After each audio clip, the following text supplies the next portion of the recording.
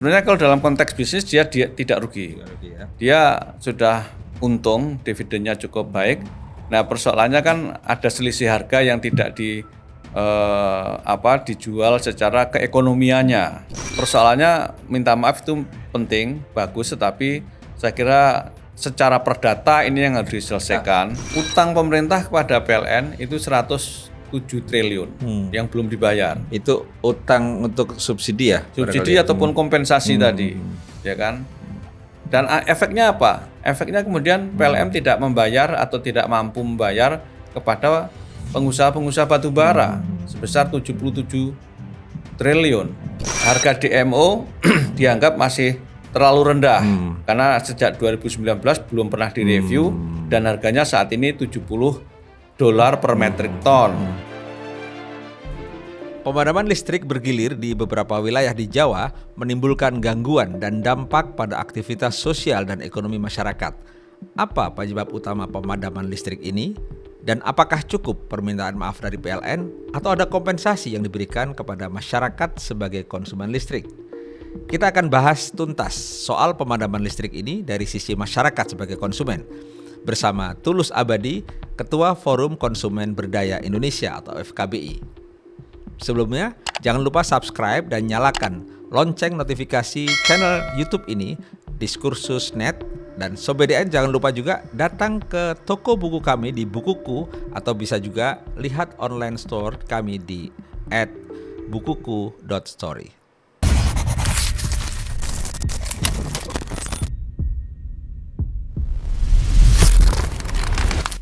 Sudah bersama kita Pak Tulus Abadi, Ketua Forum Konsumen Berdaya Indonesia atau FKBI. Kita akan berbincang tentang berbagai hal, terutama akhir-akhir ini banyak terjadi pemadaman listrik. Entah itu pemadaman listrik bergilir atau mungkin karena gangguan atau apa, kita belum tahu persisnya. Tapi yang pertama terima kasih dulu Pak Tulus bersedia hadir. Sama-sama Pak Aman. Kami.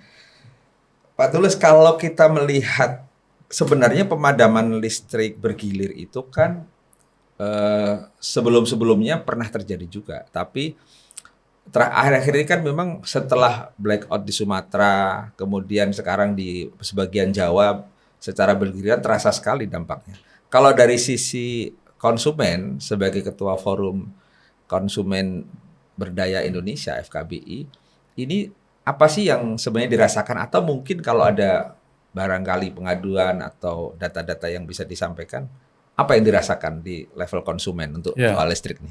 Baik, terima kasih Pak Aman. Jadi sebenarnya profil persoalan ketenagalistrikan di Indonesia selama 2 tahun terakhir ya, atau bahkan 3 tahun terakhir sebenarnya terkait dengan pemadaman itu sudah selesai ya. Dan waktu itu sebenarnya data-data pengaduan terkait dengan masalah konsumen listrik itu bukan lagi dominasi soal pemadaman, tetapi lebih ke hal-hal teknis lainnya.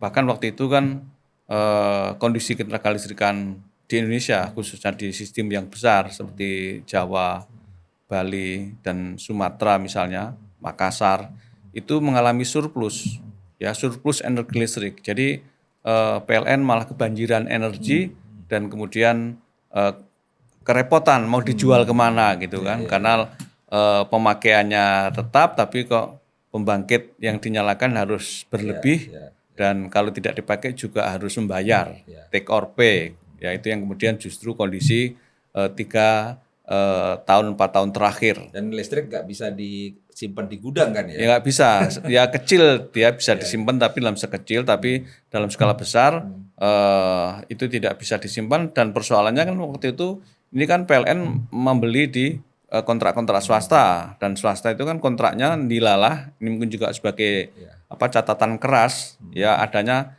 klausul atau pasal take or pay ya, jadi pakai nggak pakai juga bayar gitu.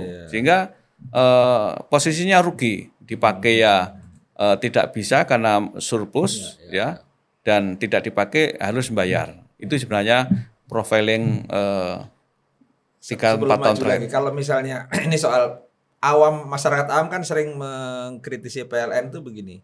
PLN ini kan monopoli dalam distribusi ya. Kenapa kok rugi gitu? Mungkin itu juga barangkali. Ya sebenarnya terminologi rugi itu harus Dudukkan lagi ya. didudukkan lagi. Gimana tuh?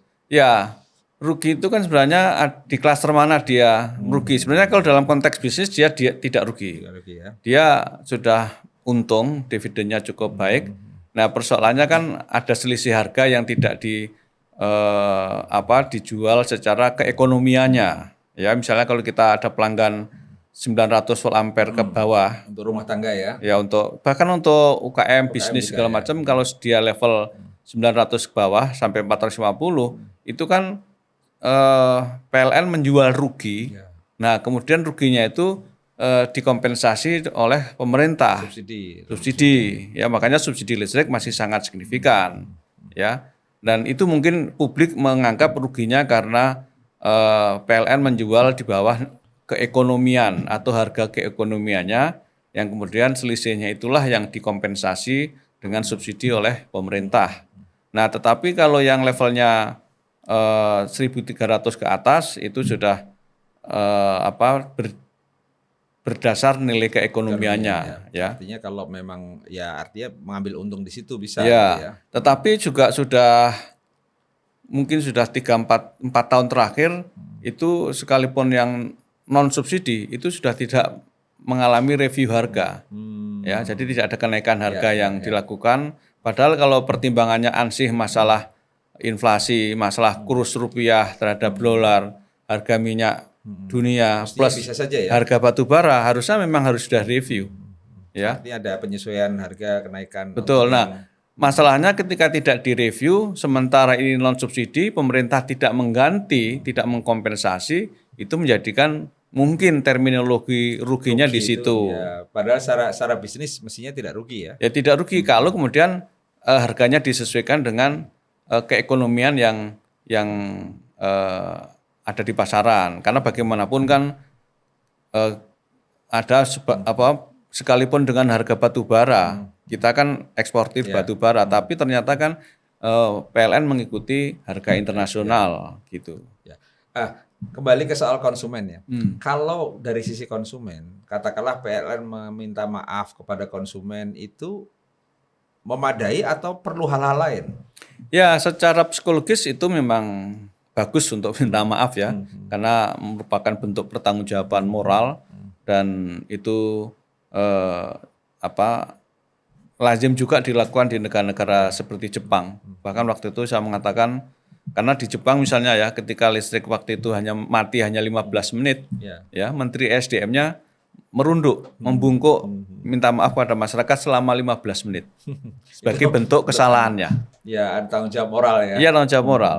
Walaupun mungkin pemadaman itu karena faktor force majeure misalnya. Nah, kita bisa bayangkan kalau yang terjadi di Sumatera kemarin 15 jam blackout. Apa menunduk 15 jam? Ya, apakah harus menunduk 15 jam atau di Jawa yang sekarang mengalami pemadaman bergilir selama 4 sampai 5 jam apakah juga harus merunduk? Ya, tetapi persoalannya minta maaf itu penting, bagus, tetapi saya kira secara perdata ini yang harus diselesaikan. Tanggung jawab selebihnya apa? Sebaiknya apa kepada konsumen? Ya, selama ini kan sebenarnya sudah ada existing regulation sejak tahun 2003, bahkan saya sudah mengawal itu sejak 2003, di mana di dalam ranah regulasi kita ada yang namanya TMP, tingkat mutu pelayanan dengan 13 indikator di dalam sektor ketenaga listrikan. Nah, 13 indikator itu jika PLN gagal memenuhi tanggung jawab terhadap 6 indikator, itu PLN wajib memberikan kompensasi kepada konsumen atau dia penalti kepada konsumen dengan indikator itu. Nah, indikatornya itu antara misalnya pemadaman ya, antara lamanya pemadaman dan frekuensi pemadaman atau bahasa teknis listriknya antara sisi SAIFI dan sisi SAIDI gitu. Bentuk kompensasi yang pernah secara konkret terjadi atau dilakukan apa, Mas? Ya, kompensasinya memang mandatori regulasi adalah PLN memberikan kompensasi berupa pemotongan biaya abonemen ya. Jadi harus diingat, pemotongan biaya abonemen bukan pemotongan biaya tagihan ya kan. struktur tarif listrik itu ada dua, biaya pemakaian, KWH-nya berapa, bersama struktur abonemen. Ini supaya publik juga terjelaskan ya. Kan kita paham bahwa di rumah tangga itu listrik itu ada yang pasca bayar, Iya. ada yang prabayar dengan token itu ya. Iya. Ini abonemen ada di dua-duanya atau gimana? Ada di dua-duanya. Secara formasi sekalipun dia token ada komponen abonemen, termasuk ada pajak, termasuk ada biaya matre misalnya kalau dia level lebih tinggi. Nah, pemotongan itu, kompensasi itu dalam bentuk pemotongan abonemen baik yang prabayar maupun yang token. iya. Pasca bayar maupun yang token. Ya, dan update regulasi yang terakhir berdasarkan Permen nomor 2 tahun 2025 itu pemotongan itu antara 50% sampai 500% dari abonemen. 500%? Iya. Oh, dari abonemen. Dari abonemen ya. Jadi sekali lagi ini abonemen, bukan tagihan. Iya. Gitu. Ya, kenapa itu perlu ditekankan? Sebenarnya secara konkret kira-kira besarannya berapa tuh abonemen, Mas? Ya bergantung kepada abonemen sekarang, misalnya kalau yang terendah ya, katakanlah yang golongan 450 volt ampere. Saya nggak tahu, mungkin abonemennya mungkin hanya sekitar 15.000 atau 20.000. Ya. Kalau token misalnya? Ya sama. Sekitar Cuma ini yang nanti bisa dikonfirmasi. Regulasi ini setelah saya cermati agak urik kalau bahasa Jawanya, ya agak urik ya. Uriknya itu apa? Agak urik itu gimana? Cheating gitu ya? Ya cheating, agak nakal lah sebenarnya. Gimana itu? Karena kalau kita cermati sebenarnya regulasinya memang mengatakan yang paling rendah adalah 50% dari abonemen. Ya, sampai 500%, kan tinggi sekali kelihatannya kan.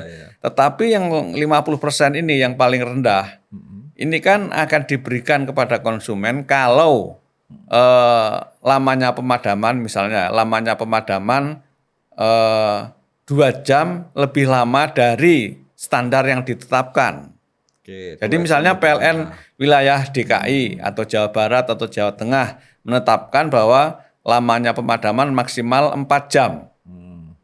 Nah, ketika 4 jam akan diberikan kompensasi kalau lamanya pemadaman itu selisihnya 2 jam, berarti 6 kan 6 jam. Ya, ini kan akhirnya tidak sekalipun pemadamannya 4 jam ya tidak diberikan kompensasi karena belum melewati batas maksimum 2 jam itu. Nah, batas maksimum itu atas dasar apa sebenarnya? Ataukah misalnya ini kaitannya sama transparansinya PLN ya? Sebenarnya dalam beberapa hal kan konsumen atau masyarakat juga sering memuji juga bahwa kalau ada pemadaman diberitahu lebih dulu akan ada pemadaman jam sekian sampai jam sekian. Lah, batas pemadaman itu apa ininya apa namanya? Acuannya apa, Mas? Ya, acuannya soal kemampuan dan keandalan infrastruktur PLN. Makanya di masing-masing wilayah itu berbeda-beda. Ya, misalnya wilayah Jawa Tengah, Jawa Barat, DKI, atau bahkan kadang per sektor cabang itu juga berbeda-beda karena mengukur kemampuan keandalan itu. Jadi kayak sudah diantisipasi atau dimitigasi oleh PLN. Jadi tidak ditetapkan secara in general baik oleh regulator SDM ataupun juga oleh PLN. Tetapi saya tahu bahwa dengan angka-angka yang ditetapkan itu, saya beberapa tahun yang lalu pernah melihat langsung data-data yang disampaikan oleh Kementerian SDM bahwa PLN membayar sekian puluh miliar untuk memberikan kompensasi atas ketidakmampuannya memenuhi standar yang ditetapkan itu. Jadi, memang ini Pak Man. Jadi konsumen tidak merasakan ya. Ya karena pertama nilainya kecil ya. Ya. Kedua dipotong dari abonemen atau tagihan di bulan berikutnya. Jadi misalnya pemadaman bergilir ini Juni, ya kan? Nanti akan dieksekusi di tagihan bulan Juli dan mungkin konsumen nggak ngeh karena kemudian pemotongannya misalnya hanya 50.000 atau 30.000. Sementara pada bulan Juni pemakaiannya juga naik karena mungkin punya hajatan atau apa sehingga nggak terasa ya. Nggak terasa. Ya, pokoknya tagihannya naik turunnya segitu-segitu aja gitu ya. Malah mungkin katanya ada kompensasi kok malah naik ini. Padahal karena pemakaian misalnya ya. Karena pemakaian. Ya. Gitu. Artinya secara normatif apa yang dikerjakan PLN dengan memberi kompensasi itu sudah dilakukan selama ini ya? Sudah dilakukan karena itu kan mandatori regulasi kan. Sehingga saya kira PLN juga tidak main-main karena Kementerian SDM juga turut mengawasi di lapangan. Ya. Sekarang soal transparansinya PLN ya. Kalau dari sisi kan ada, kalau di Undang-Undang Keterbukaan Informasi Publik itu ada kewajiban untuk memberikan informasi serta-merta kalau ada pemadaman salah satunya Iya, ya. iya. Dan itu sudah dilakukan oleh PLN misalnya. Ya kalau yang sifatnya itu terjadwal tentu ya. akan disampaikan. Tapi kalau yang sifatnya blackout, yang suddenly, ya tidak bisa diberitahukan. Karena itu kan sifatnya bencana ya. Ya. Seperti di Sumatera itu kan karena konon, ya bukan konon, tapi menurut analisis dari Barreskrim dan Kementerian SDM, karena adanya petir, ya kan. Petir kan tidak bisa diantisipasi kan, walaupun kemudian itu bisa dimitigasi terkait dengan penangkal petir ataupun mungkin komponen-komponen infrastruktur listrik yang lebih handal, atau dulu di Sumatera juga sama kan, itu terjadi bencana alam karena banjir dan segala macam gitu. Itu kan tidak bisa diberitahu. Tapi kalau sifatnya pemeliharaan itu wajib diberitahukan. Yang terjadwal ya artinya. Ya. Nah, kalau dari sisi transparansi yang lain, sebagai katakanlah wakil konsumen ya, sebagai ketua Forum Konsumen Berdaya Indonesia, Pak Tulus melihat transparansi PLN itu selama ini seperti apa? Selain soal pemberitahuan tadi. Ya, transparansinya sebenarnya terkait dengan soal kemampuan dan keandalannya itu. Sebenarnya kemampuan dan keandalannya itu seperti apa? Ya, juga termasuk dalam maintenance pembangkitan infrastruktur yang lain. Karena kan misalnya dalam kasus pemadaman bergilir di Jawa, itu kan ada dua musabab kan. Pertama karena gonjang-ganjing dengan pasokan batu bara. Yang kedua ada gangguan dari mesin pembangkit di Cilacap yang cukup serius gitu. Atau juga di Poiton. Nah itu sebenarnya transparansi di situ, bagaimana dia melakukan perawatan, ya, pelibatan terhadap stakeholder yang lain gitu, sehingga kok terjadi gangguan pembangkit yang kemudian memicu pemadaman bergilir. Karena kalau ibarat mesin motor atau mobil kan itu kayak mengalami turun mesin kan. Kenapa turun mesin? Karena ada keterlambatan di dalam perawatan kita, gitu. Bisa jadi dalam konteks mesin pembangkit di PLN juga begitu. Nah, tetapi ini kayak ada faktor harus dikulik nanti. Ada faktor ayam dan telur, ya. Karena kan kemarin saya baca utang pemerintah kepada PLN itu 107 triliun yang belum dibayar. Itu utang untuk subsidi ya? Subsidi ataupun kompensasi tadi, ya kan? Dan efeknya apa? Efeknya kemudian PLN tidak membayar atau tidak mampu membayar kepada pengusaha-pengusaha batu bara sebesar 77 triliun. Ya kan? Inilah yang kemudian mungkin pengusaha batu bara juga terlambat di dalam memasok memasok batu bara ke pembangkit PLN karena ada keterlambatan pembayaran dari PLN. Kenapa PLN terlambat membayar? Ya karena dari pemerintah tidak membayar atau belum membayar. Jadi berputar saja itu. Sementara kan pemerintah atau PLN tidak bisa menaikkan tarif sekalipun yang non subsidi. Jadi ini ada semacam inkonsistensi juga ketika non subsidi harusnya kan berdasarkan market mechanism kan. Kayak misalnya Pertamina menaikkan Pertamax misalnya, tapi kan ternyata tidak dieksekusi karena mungkin pertimbangan ekonomi, politik. Kalau begitu ada sisi benarnya Pak, ketika Kementerian SDM mengatakan tidak semata-mata karena pasokan batu bara ya, berarti ada persoalan lain itu ya? Ya tentu saja, persoalan tadi kan misalnya masalah gangguan pembangkit ya di Cilacap dan di Poiton itu. Nah pembangkit di Jawa itu kan besar-besar ya kapasitasnya ya, dan kalau itu terganggu karena sudah di Jawa itu sudah sistem interkoneksi, terintegrasi, sehingga kalau ada gangguan otomatis akan di-sharing, ada sharing of burden dari masing-masing pembangkit itu. Jadi ada gangguan di Jawa Timur, ya bisa berdampak terhadap di Jawa Tengah ataupun bahkan di Jakarta, karena kemudian ada take over energi listrik dari pembangkit yang lain di daerah lain gitu.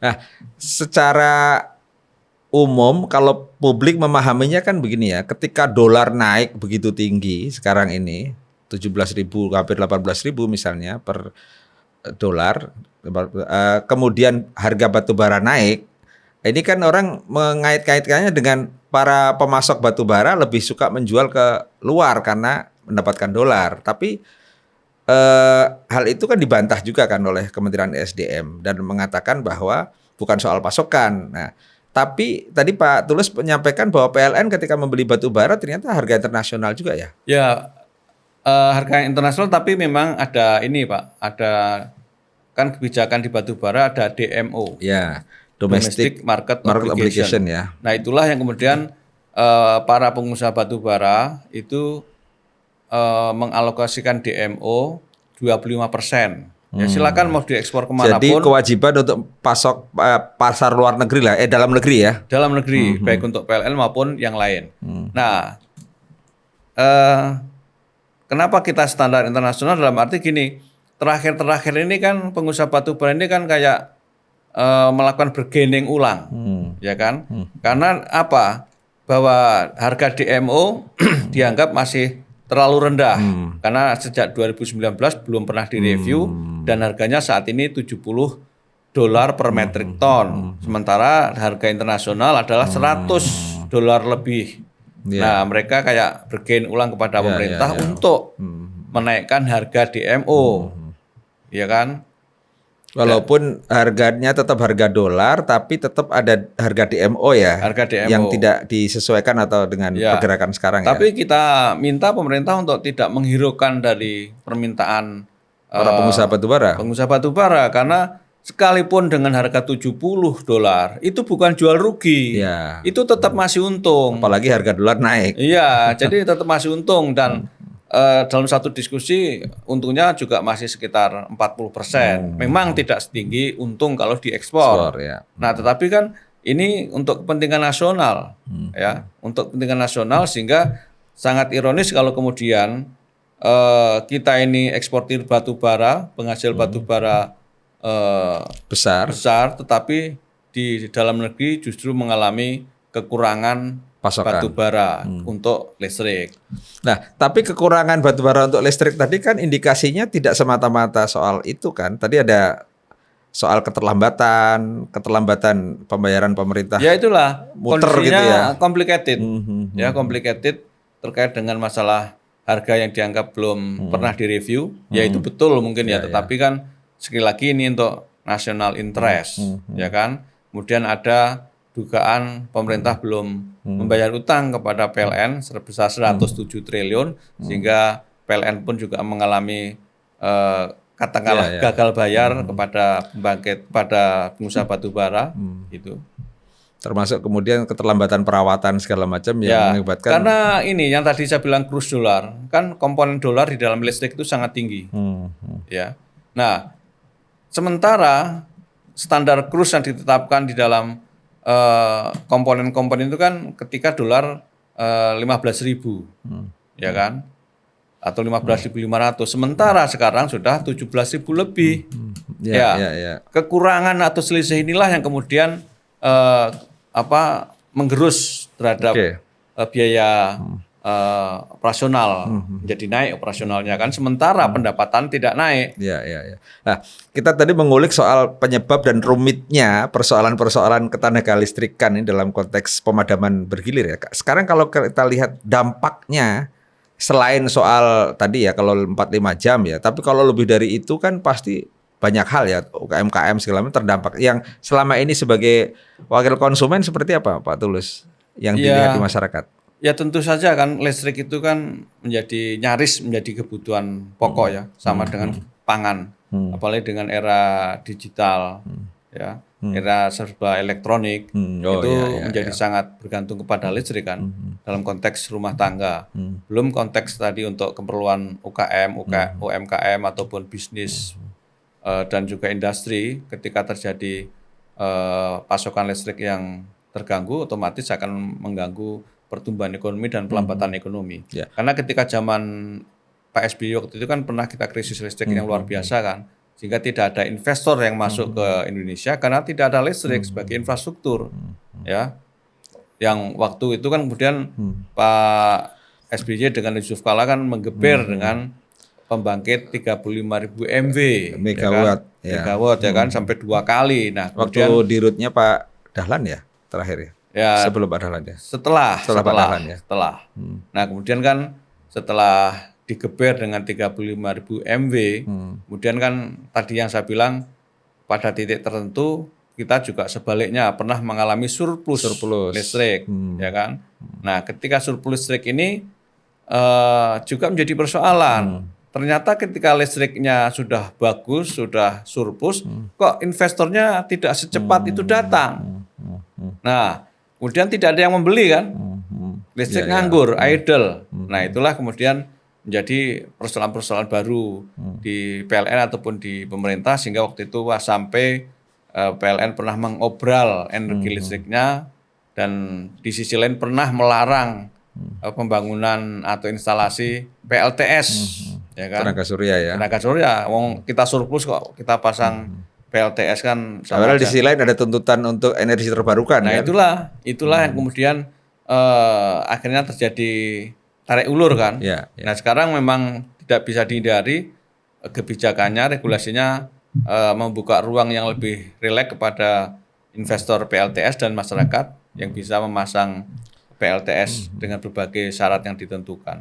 Nah, terakhir Mas, soal rekomendasi apa dari katakanlah dari FKBI lah ya atau wakil konsumen ya terhadap persoalan ini sehingga tidak berulang nih pemadaman bergilir yang seperti sekarang ini.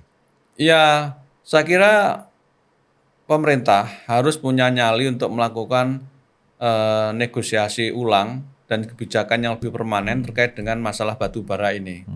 Ya, sehingga batu bara yang sebagai sumber utama energi saat ini harus bisa dimiliki oleh kepentingan nasional. Ya, jangan sampai kita seperti kata pepatah,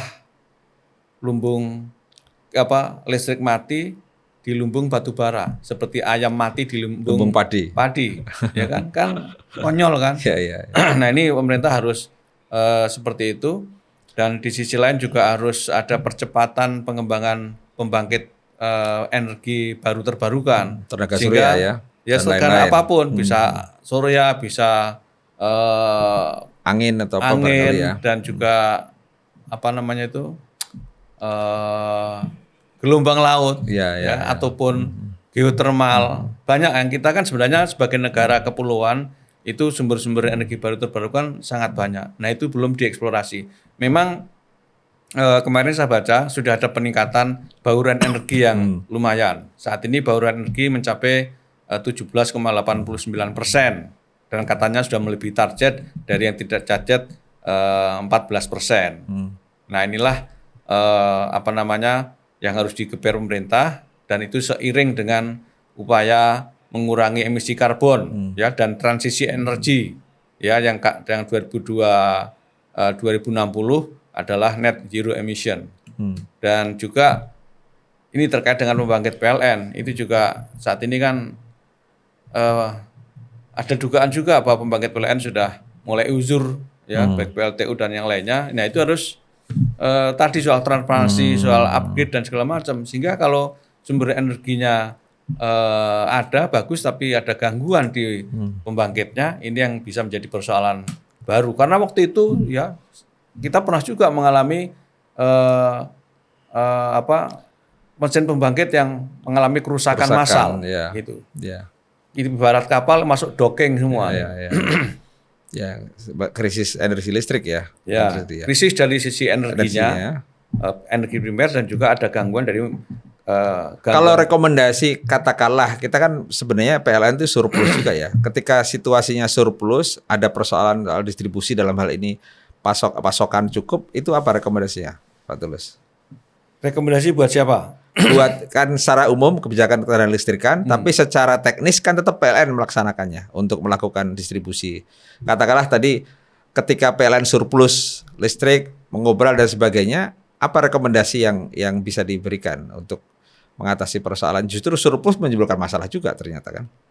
Ya, sebenarnya surplus itu tidak masalah kalau pemerintah juga mengendorse dengan kebijakan lain sehingga investor yang dijanjikan itu betul-betul datang. Karena persoalannya kan surplus energinya sudah siap sebagai infrastruktur, tapi investor yang digadang-gadang tidak datang. Artinya bukan persoalan energi listrik saja untuk kemudian investor mau datang atau tidak. Ada persoalan lain Ada di luar itu. persoalan lain yang lebih urgent, lebih krusial. Nah, di sisi lain tadi pada konteks konsumen itu menurut saya aturan yang tadi saya sebutkan Permen nomor 2 tahun 2025 terkait dengan kompensasi itu menurut saya harus direvitalisasi. Kalau soal kompensasi itu perlu disampaikan juga ke konsumen secara lebih gamblang gitu, ada ini nggak membantu nggak? Paling tidak dari sisi konsumen tidak sekedar menerima permintaan maaf, tapi secara konkret merasakan ada kompensasi juga. Ya, secara konkret yang bisa dirasakan sebenarnya kompensasi itu adalah berupa pemotongan tagihan. Jadi bukan pemotongan abonemen gitu. Ya, persis. Karena kalau abonemen angkanya terlalu kecil. Kalau tagihan itu bisa menjadi trigger bagi PLN untuk menjaga keandalan dari infrastruktur ketenagalistrikan yang dimilikinya. Tetapi itu juga kalaupun tagihan itu juga harus di clustering menurut saya. Tagihan untuk rumah tangga misalnya untuk sebagai satu pilot project. Karena kalau kemudian tagihan itu pemotongan tagihan dilakukan, itu juga bisa menjadi bumerang.